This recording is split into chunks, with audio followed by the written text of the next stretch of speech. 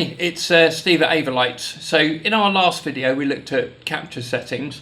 Now we're going to take some of our fixtures and record some palettes for them. So I've changed workspaces again. I've now got the positions window open, the colour windows open, and the gobos and beams position open. I've got my capture visualizer, and then I've also got the fixtures that we patched in the previous video. So what I'm going to do, we're going to record a couple of position palettes to start off with. So if we select our BMFLs and locate them, I'm going to tilt them forward a little bit, and then if I press the fan button, we can then move them in. So we'll record that one as a position. It's very simple. You just double click on there, and then we can give that a legend, for example. So singer, and that's created that position.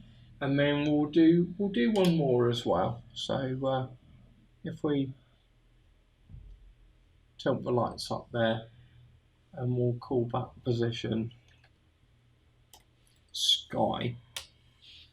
Now we're going to do a couple of colour palettes as well next. So what we'll do, let's just clear the programmer, locate our fixtures again, and press the colour attribute.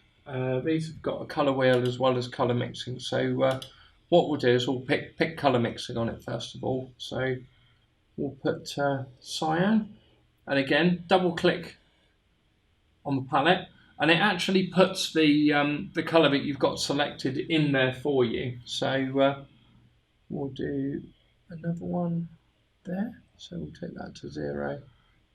We'll do magenta at 100. And that's made a magenta palette. We'll come up here and we'll do a yellow one as well. And that's made it yellow. We'll do one more, why not? Green. So that's how you would record a colour palette. For gobos, so again, we'll clear the programmer and we'll select our fixtures just here. And what I'm going to do, I'm going to point them up this way, just so I can see the gobos a little bit better. Press the gobo attribute key, and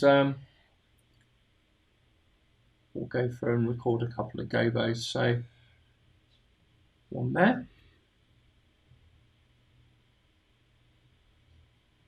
one there, one there, and one there.